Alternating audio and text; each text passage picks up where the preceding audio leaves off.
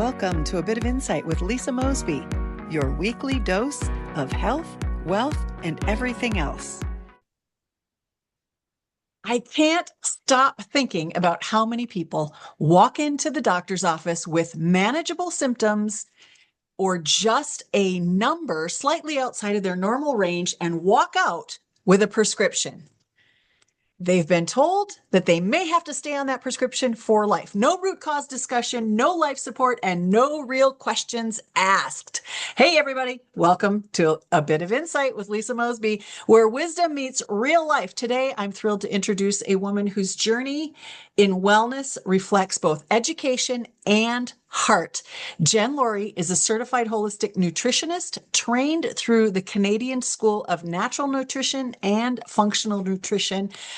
She is a functional nutrition coach with deep roots in the science of healing foods. She also holds an honors certificate from the Academy of Culinary Nutrition. So yes, she knows how to make food both nourishing and delicious. Whether you're seeking better energy, hormonal balance, or simply a more conscious connection to your body, this episode is for you. So grab your mushroom coffee and let's dive in.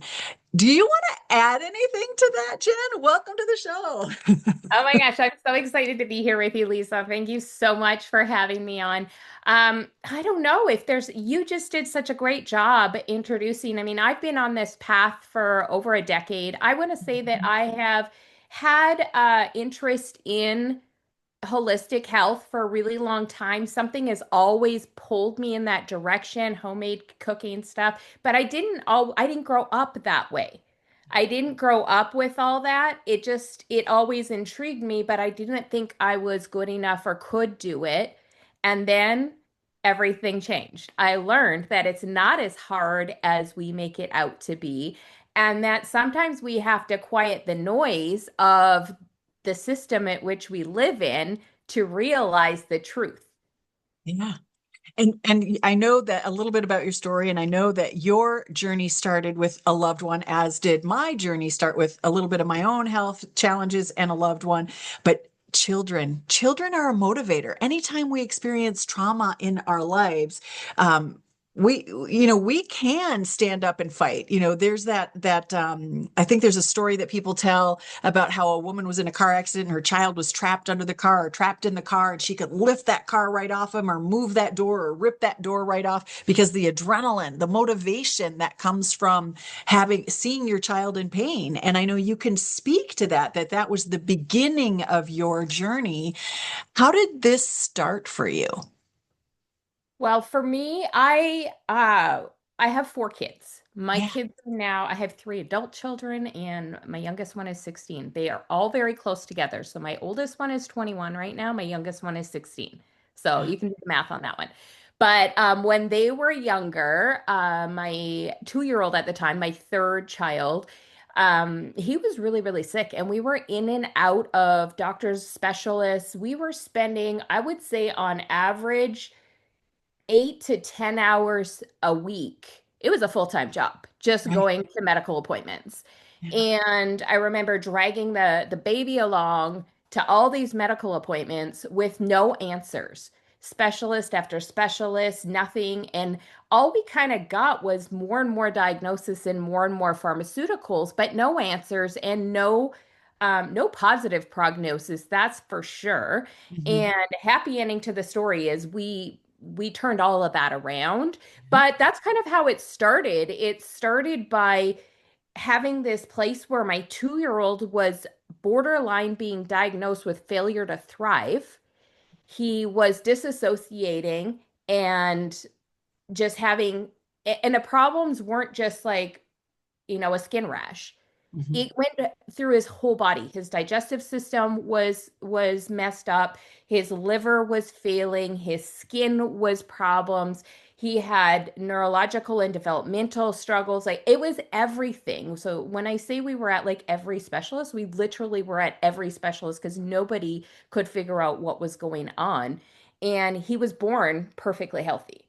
So it wasn't like he was born with these struggles, it developed. And so um, that's kind of what started my journey. So I started reading food labels. That's where it started. I started reading food labels and I was like, well, what's in our food? Like, what are we eating? Because I'm trying to find any root cause because I don't know. That just naturally, intuitively, that's where my brain went. And when I started discovering what was in the ingredients of food, I became a mad woman. I came home, I literally threw everything out. My husband came home from work and he was like, "What are you doing?" Like, I'm telling you, we didn't Prepare. just do like a little dip our toes in the changes. Yeah. I threw everything out and we started from scratch day one because I had this little baby that was suffering. And when I learned that it could be connected to the food we were eating, that was it. Game over. No more processed food. No more going out to eat at fast food restaurants. We just cut it out cold turkey because obviously I just went real extreme because I was doing anything I could to turn things around for this child who was suffering. Loved And ones are huge motivators. And, I want to ask you, why we don't settle for the script.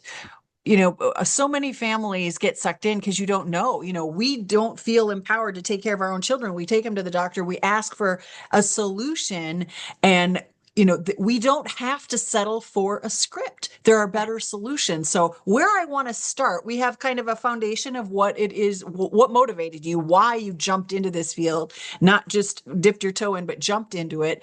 How do you define optimal health? Like the point before this prescription or beyond the prescription? Let's define optimal health and then let's walk this journey of how do we get there?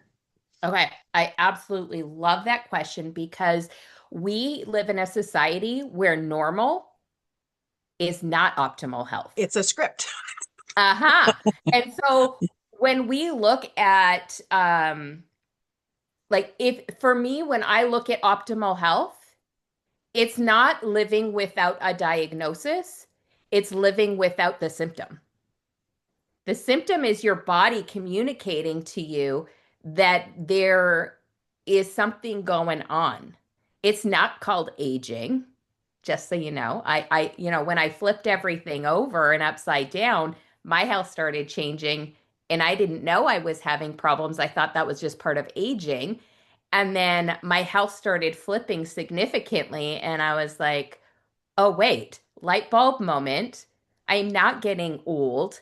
I am heading towards a life of illness if I don't continue, if I don't stop the patterns of things we eat, the toxins in our home, all of those things. And so the path to getting towards optimal health begins with really identifying your environment. What is in your environment? What is in your control? Because we live in a very toxic world with things we can't control. We can't obsess about that because we also have to take care of our mental health when it comes to when we're changing the lifestyle habits and the things we're consuming and things in our environment. It's important we don't go crazy in our mind also because we can become very obsessive in that direction as well. So we have to think about the things we can control.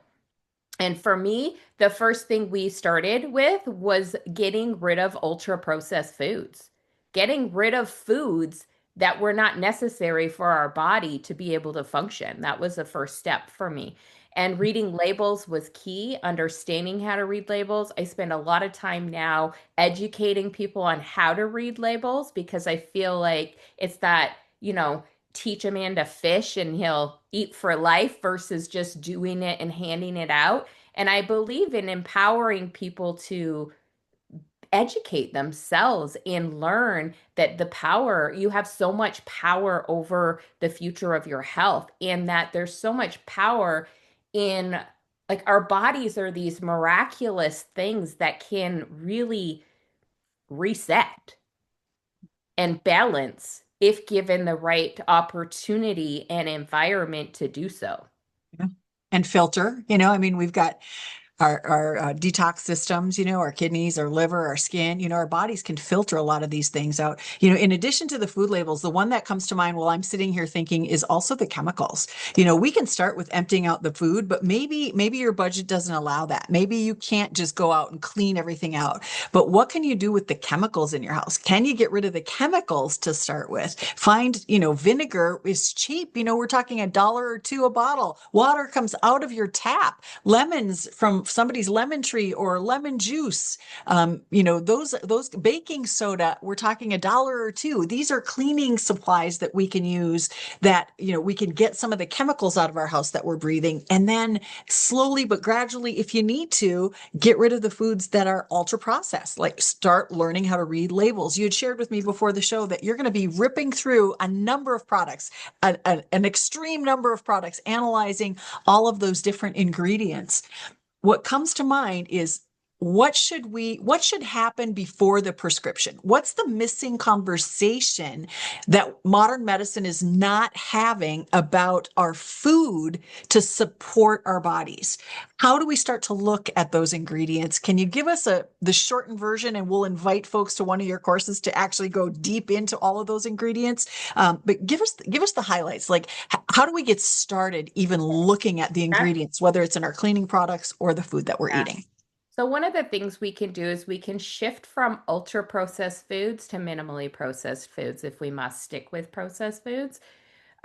So how do we determine the difference between an ultra processed food versus a minimally processed food? A minimally processed food is going to have ingredients that you could have in your own kitchen. It's going to have the basics of, none of those chemical names, no preservatives.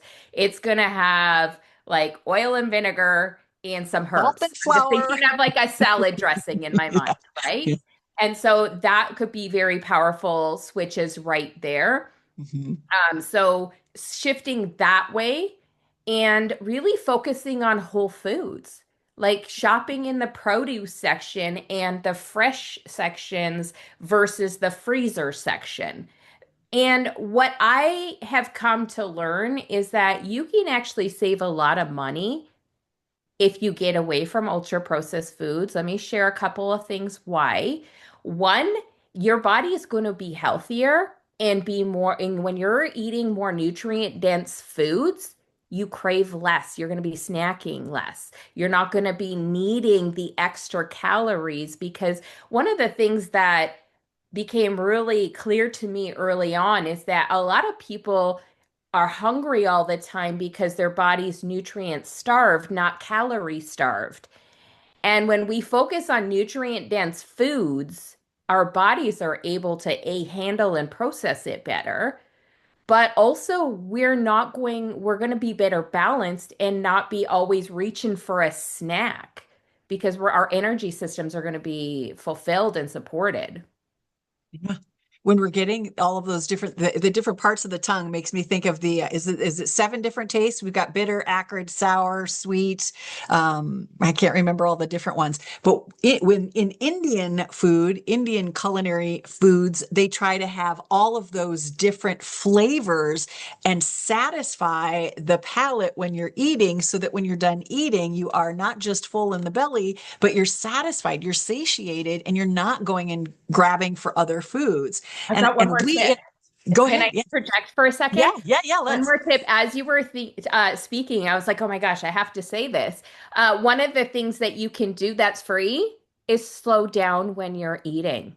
Be Yeah. in a rest and digest state instead of running, going, being flight or fight when you're eating. You're going to be able to digest your food better if you slow down, chew it, rather than inhaling it, because then your brain can now go, oh, I've eaten. Mhm. And you will typically eat eat less because it takes like 20 minutes for your stomach to communicate to your brain that you're full. And Yeah. when we're just mindlessly filling our belly up because we're in such this like rush society, we just become unaware and we stop listening to our body. And it's really important to slow down, chew your food, listen to your body. One tip I will give is to eat your protein on your plate first, not maybe all of it, but take a few bites of protein. It slows the blood sugar spike. And so that's going to help keep you feeling more satiated. And don't eliminate fat. We saw a huge rise in weight issues when we eliminated healthy fats because there's, sugars or carbohydrates, we spike faster. Proteins is a little bit less. And fat, that helps to sustain us for a much longer period of time. So by eating those healthy fats along with your protein and carbohydrates, that all plays into that feeling of fullness and being satiated. And we don't have to eat till we're full. We oftentimes talk about eating till you're full. It's best if we eat till we're 80% because we don't want to have that bloated, lethargic, overfull feeling. We want to give our bodies the ability to digest and absorb those nutritions or On those that nutrients, right? topic, Yeah. on that topic, I think one of the biggest things that really has helped me on my journey is discovering the difference between feeling full and satisfied and the separation of that. Because I used to feel that full was the feeling I needed to feel to be satisfied.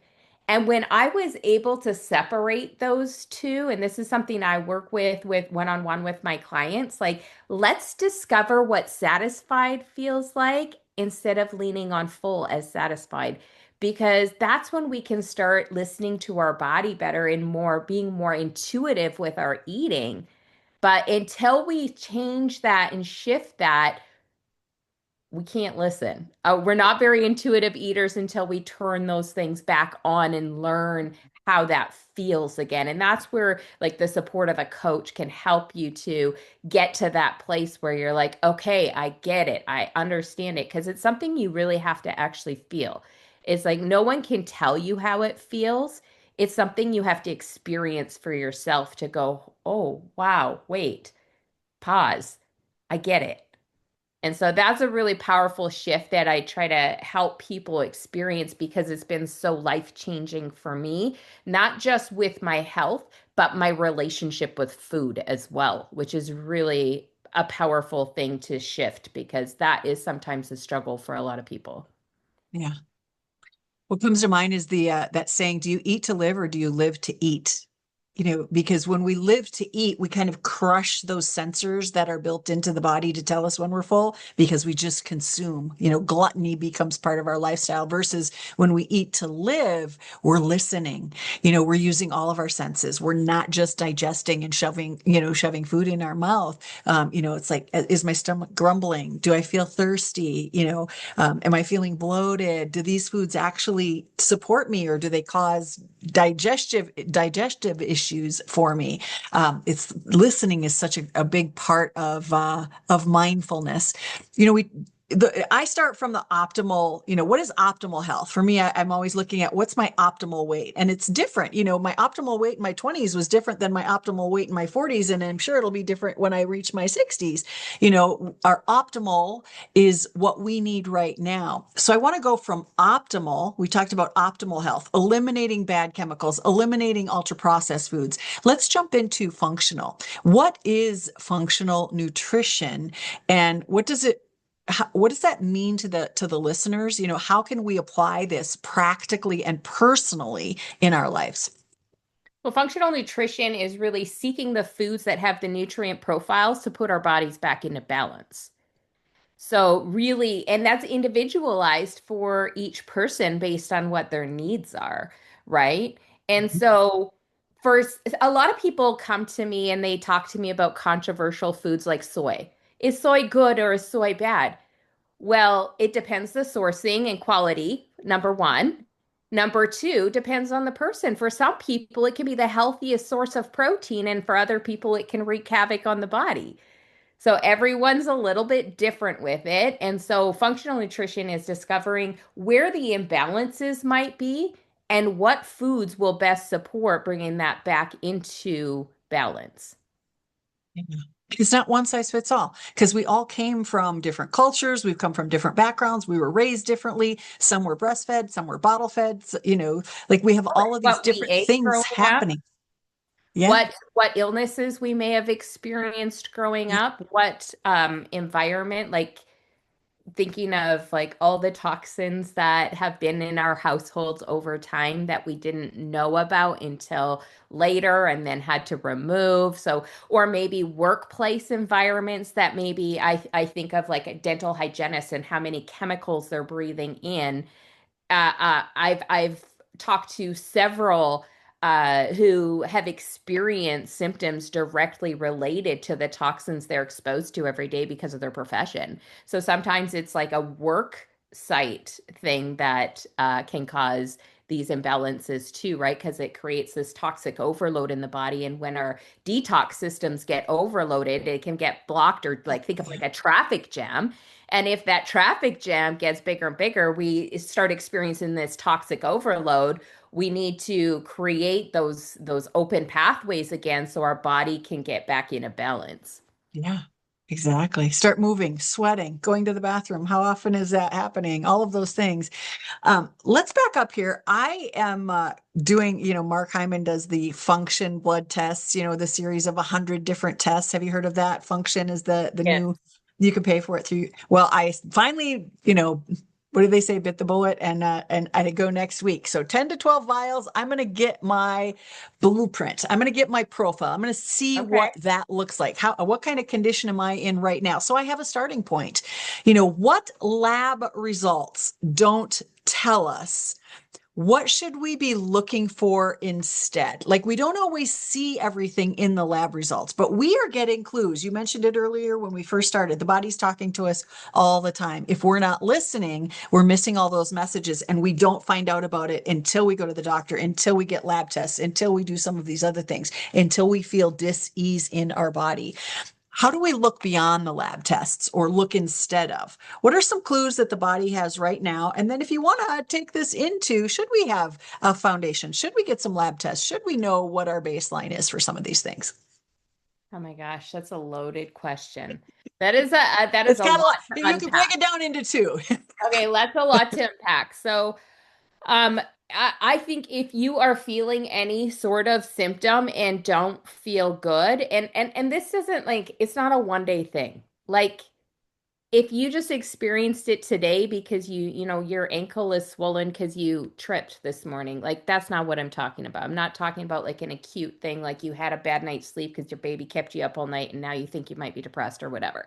I'm talking about like consistent symptoms that are showing up on the regular, but that being said, I want to also add in that maybe it's not happening daily, but for women especially, maybe it's happening monthly or weekly because we have hormone changes that can be influencing certain symptoms as well. So I think it doesn't have to be daily, but if it's showing up daily, like you definitely know something's out of balance. You're either deficient in a nutrient, your body. So when we are feeling symptoms, it's our body telling us that A, we're either deficient in some sort of nutrient, Mhm. B, the functions of our body are happening too fast, too slow, or out of order, or we're experiencing some sort of toxic overload or a combination of any of those, right? But Yeah. those are the things, like that's how we discover what the root cause is looking at that. And so looking at what symptoms you're experiencing, you can start to unpack that, but it's not just the symptoms, it's looking at what are the lifestyle habits? What is stress management look like for you? What does your sleep look like? What are you consuming every day? What's the pattern of your eating? How much water are you drinking? Are you getting out and getting fresh air and moving your body every day? So it's really unpacking the whole picture to identify where shifts can be made to kind of be able to start digging in to see where we can shift things to make some changes. I think that should be like primary right there. And then as far as lab results, now I'm in Canada. We only get what they give us. Hmm. And so we don't always have a doctor who will give us the lab results we want. We might have to seek outside to get the lab results we want. Baseline results are great. Like it's great to look at the baseline. And though know that there can be a lot of imbalances going on that aren't showing up in the standard tests that are done. One of the tests that can be done, but isn't a standardized test that's being done regularly, is like we think about like insulin resistance is a common problem for so many people. And we're testing fasting glucose levels when we should be testing fasting insulin levels. Because if there's any warning signs, it's going to come up on our labs a lot sooner. So that's just one test that isn't being done that would tell us something needs to change. And so I think lab tests can be valuable, but I don't think they're the full picture either, because I think it's also important to acknowledge that it's a snapshot moment in time. So I tell people if they have things kind of out of balance, I like to get them to go get it tested again to make sure it wasn't just a one off. Maybe you were fighting off an illness during that week that hadn't shown up yet. Maybe you were on a certain time in your cycle, so things were kind of out of whack. Maybe you cut your finger, so your inflammatory markers were up higher.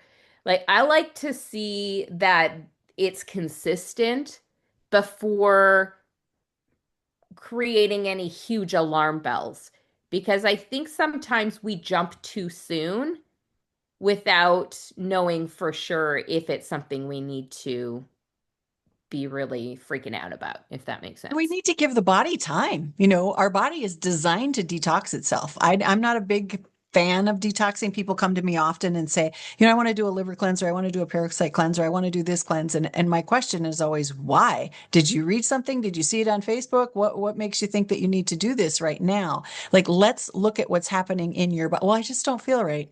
Huh. So that doesn't give us, you know, that's not enough information to say that we need to do a parasite cleanse for that. So again, it's listening. It's like, how do we look at the body to see what's going on? Do we look at our skin? Do we look at our hair? Is our hairbrush full of stuff? Like there are clues happening all the time that help us to understand or discover what's happening in the body. It's the difference between treating symptoms and supporting systems.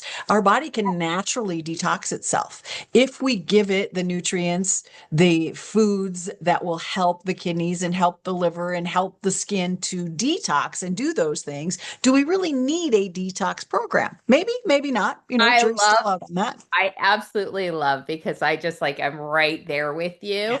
I'm like, we have detoxification systems. We need Yeah, to support those organs to do their job. yeah. And we can support them through nutrients from food, through supplementation. There's things that we can do to support the organ to do its job. I am not a huge fan of these extreme detox protocols. Mhm. I've had people go into healing crisis before where like their body detoxes so quickly, it starts impacting organ function. It's a scary place to be. I have a friend who landed in the hospital because of this. Okay.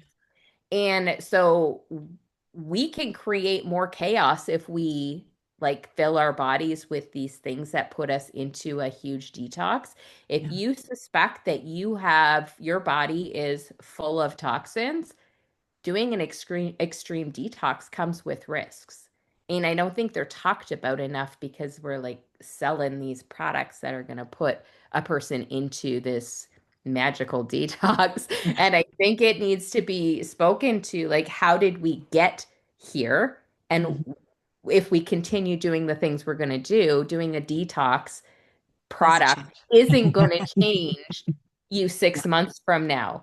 Yeah. It's really about what are the habits I can shift today that can be sustainable in long term, that's when you start beginning to have long-term results, is when you create it to be your daily habits. You create it to just being what you do, who you are, and how you choose to live. It's not about being ultra restrictive for 21 days and it's going to magically heal your body. It's about making the shifts in the timeline that works for you that Mhm. can keep you on the right path successfully long term. And getting things moving.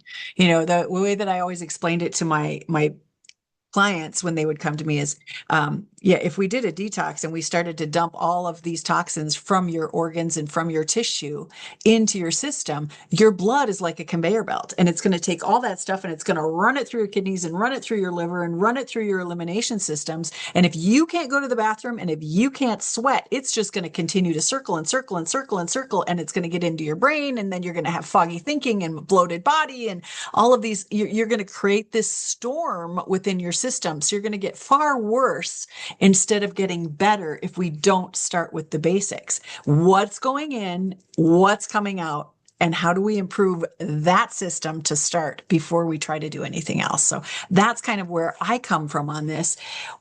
When you were talking earlier about root causes, we kind of opened this up with root causes. What is a root cause assessment, or what might that look like for someone who's experiencing maybe fatigue or bloating or brain fog? How do we assess and get to those root causes? What's the process for that?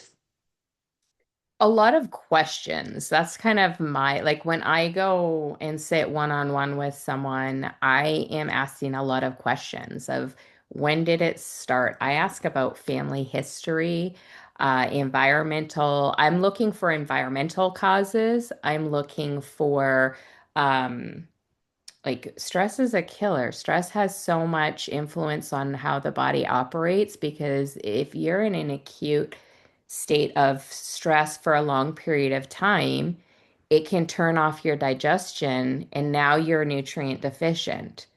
So it's going back to all those things and asking about every single symptom and when did it start, explain it, describe it. Um, and also asking, what have you done so far? What have you done that's worked or hasn't worked? Because that can also lead you down a path of discovery. Mhm. Um, Oftentimes, I find that people, this goes back to the first words you said when we started this podcast. Oftentimes, people are being misdiagnosed and treated with pharmaceuticals that actually compound the negative symptoms in the body. And we're taught to blindly trust the experts, and though it is a necessary system for our society to function, I think we just have to slow down and ask better questions when we do go to the doctor and make sure all things are being explored before we just try a pharmaceutical and really explore, is this the best option for me? Because oftentimes it's not the full picture, and our medical system is so jammed up that they don't have time. They're not given the time to even ask the question, so they're doing the Get to best the they can often. Mhm. And they're just not set up to successfully handle a lot of the problems that people have. When it comes to acute health, they are the magic. They are the magic when it comes to acute health. If I get in a car accident, break my arm, whatever. But when it comes to the true functioning of the body, there's some gaps. There's some gaps, some missing pieces. I mean, you can go to one of our hospitals and look at what they feed patients and see there's a big gap, right? There's a big gap in either understanding, or a person can decide, come to their own conclusions as to why it is the way it is. But it's clear to me. I mean, when you look at that kind of thing, you go, "Oh, wait, what? Why are we recommending? Why is this being recommended for someone who has this XYZ diagnosis to consume?" Like, that doesn't make sense to me, but it's just what they're taught. And so I think we just have to get better at asking questions and um seeking advice from multiple practitioners because no one person knows everything, and really finding someone who's going to take the time to understand, going back to the root cause here, someone who's going to take the time to really have that conversation and deep dive in with you to discover where it began and whether it's just like a simple nutrient deficiency, an extra support nutrient that needs to be in there, a lifestyle shift that needs to happen, whatever it might be. Ultimately, the root cause is always going to be a nutrient deficiency, an imbalance in the body, or a toxic overload. It always comes down to that, but we need to discover why. Why did we become to this place? And how and what do we need to do to get to create that balance again? And once we have the balance, we start seeing the progression of health. And then we go, oh, wait, this is what life should feel like, right? Because we have this baseline of health that we call normal, and everyone around us feels this normal. And then we don't start seeking to feel better. But for those of us who have, we're like, oh, wait, we are in control of changing these things and we can support our bodies in better ways. And then we can bring our baseline up to optimal and truly live the way we're meant to live. And we can show up better in every room we walk into and create a better impact in our relationships, in whatever, our passions are, whatever we are, setting forth to do in a day, we're going to do that much better when we are living at our best. Beautiful. So, audience, if you're listening and you have a piece of paper and notebook in front of you, to assess yourself, start writing down what it is that you're listening to. What are you hearing your body tell you? I noticed that I had a lot more hair in my hairbrush when I got back from South Africa after having hives cover my entire body. I had to do a medicine because I was going to tear my skin off. I was so uncomfortable. I was exposed to something and it was wreaking havoc on my system. I did have to use a pharmaceutical prescription to get it in alignment. I tried all my tricks. I tried vinegar. I tried soaking in baths of smelly vinegar. I tried rubbing my body with all kinds of stuff and baking soda to neutralize. I could not get there without help.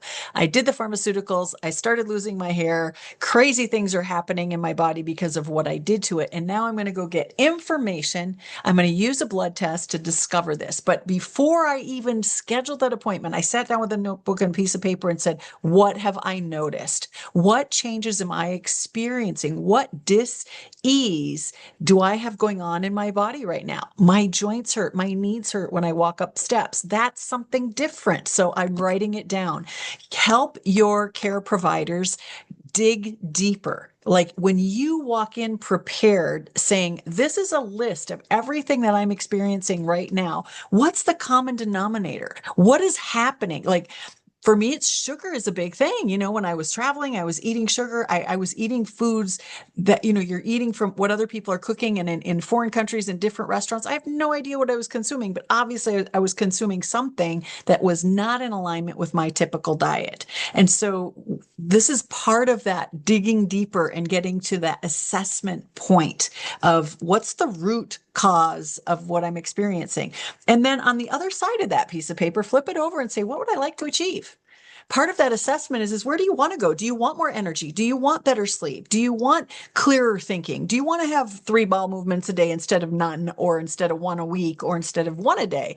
What is it that your goal, what would optimal health look like for you? Because these types of ideas, these types of assessment tools, when you write them down and bring them to your healthcare provider or a coach like Jen, who can actually walk through and understand the information that you're providing. And people who have studied and can make this correlation, that's how we get to optimal wellness, when we can discover and listen to the body. Jen, I do have another question, two more questions, I think. Red flags in wellness and marketing. What do you wish people, okay, I know, okay, I'll limit you to 20 minutes. Red Right. flags, wellness and marketing, because we're exposed to a lot of things, there's a medicine for everything, there's a supplement for everything, there's commercials, there's independent, individuals selling everything. How do we get some clarity around wellness, marketing, and what do you wish people knew? That's heavy. That's heavy. Okay, so educating yourself on ingredients, man. There's so many like healthy food. I'm telling you, if it comes in a box, it doesn't matter if it's gluten-free or organic, you guys. It's gonna have stuff in it that's not good for your body. So don't just look at the front side of the package. I think that's a really key. And one of the red flags to me when I look at ingredient and like when I look at supplements, for example, I spend a lot of time looking at supplement labels and ingredient formulations there. And um, when I look at them and I can tell that they have spent more money on the marketing than the ingredients, that's a red flag to me. Yeah. And one of the red flags that comes up a lot for me when I'm looking at these is they're always going to market the clinical studies of the ingredients. But when you dig a little deeper and go into the clinical studies and you look at the amounts and source of the ingredient, it doesn't always match what's in the product, right? So they're Mhm. leaning on studies, but it's not like, and so that's a tricky part, right? It's a really tricky part to knowing about that. But red flags for me is when something says it's healthy and it has sugar in it. I just like But what if it's cane sugar? it doesn't matter. Sugar, Sugar sugar. could be honey, it could be maple syrup, it could be anything. Sugar, the body looks at sugar and responds to sugar no matter what it is. And I love ice cream, you guys. Like I'm not saying I never consume sugar, but when it stopped being part of my daily intake, it did change my life. And um I think that it is an ingredient that we don't want in supplements or health products because it can be counterproductive, right, to what is going on in our body. So that's a red flag for me. Anything to do with like food dyes, those are, you know, that is a red flag. Anytime when you look on a supplement package and the other ingredients is larger than the active ingredients, like that should be a red flag, right? It Yeah. should be a red flag. But that those are just a couple of things. And again, ultra processed food, all of them. It doesn't, there is so many products on the market that are trying to convince you that they're healthy that are not. And if it is coming in the grocery store in a package and there's like it's been processed, it's not going to be the best option, right? Modified, the word modified being in the ingredients is a red flag for me. So I think of cheese. I don't want modified milk ingredients. I want like milk or cream, right? Like Yeah. there's those sorts of things, right? And so looking for just the real words of what is actually in it, right? I think like that's really important. And it goes back to the saying of like our food should come from farms, not factories, you know? It's the wrong kind of plant we're buying our food from, right? Yeah. Yeah, right? Like food from plants that grow in the ground, not plants that are big manufacturing plants. You know what I mean? So I think all of that, like the whole health washing thing, I don't know if you've heard the term health washing before. Whitewashing, health washing. Yeah, like, or you can say greenwashing if you're looking at like Okay. cleaning products and Eco. stuff, Yep. Yep. right? Yep. It's this marketing that it's so great, but it isn't always. It's deceptive. Like, It can, let's there's a call it lot what of, it is. and that can be so overwhelming, but Yeah. that's where you can like really seek to follow people who are speaking about these things because that's how you can learn. Mhm. And um I can't even begin to tell you how many. I will give you a book to read that I think was Please. really powerful for me that I read years ago about processed food. I'm looking on my bookshelf right now. It's called Salt, Sugar, Fat by Michael Moss. I've And got it. I love that book. It's a super easy read, but it really helped me to understand why I don't want to eat processed food and the nefarious things that go on behind the closed doors with processed food companies. And I just choose not to support that. And I ultimately, the only way we can change the food systems is with our buying power. We can't lobby the government. We can't lobby the pharmaceutical companies. The only power we have is the products we choose to consume and bring into our life. And that is a whole lot of power. And so when we get better and choosier about what we bring into our body, into our environments, the world will be forced to change. But it starts with us. We cannot rely on any sort of regulatory body or anything like that because they're just not going to operate fast enough for us. And I think like that's where we have to take our power back and become really educated about reading ingredients and understanding and being choosier about what we put in our body. Because although at first you might feel like you're missing out on the normal, right? You quickly discover that you gain a whole lot more than you lost when you get your health in check.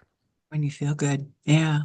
And this show wasn't supposed to be a criticism in any way of what it is that you are doing. All we wanted to try to do here today is to open your eyes to what the other options are and maybe give you some food for thought. Like thinking about, am I optimally living my life? Am I at my optimum weight? And we're not going to tell you a number or what that would be. You know that. You decide that for you based on your age and the quality of the life that you have. And if you do need help, getting to the root cause of something, or you do need help to walk through an assessment to see if there are some better options available for you, I would encourage you. Jen is experienced. I rattled off some of the things that she's done for training and education. I would invite you to connect with her and walk through an assessment process to see if there's something else that you can do. But, it's important that life and health start with the first step. And today can be the first step in that journey for you. Jen, where do folks touch base with you? How do they get in touch with you? You can find me on Facebook and Instagram. Just my name, Jen Laurie. That's super simple to find. You will recognize me because my braids. Everyone recognizes me because my braids. And also my website is thejenlaurie.com. And Laurie is spelled, for those who are listening, we do put this up on YouTube, but for those that are just on RSS, it's Jen, Jen, Laurie, Laurie. And you can find her at jenlaurie.com. Jen Laurie. You got to put the dot in there. Okay. Yeah. Thejenlaurie.com. Yes, thank you.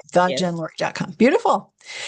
Amazing. Well, thank you so much for showing us that real power lies in asking better questions, choosing foods that serve us, and maybe refusing to settle for lifelong prescriptions when healing is possible.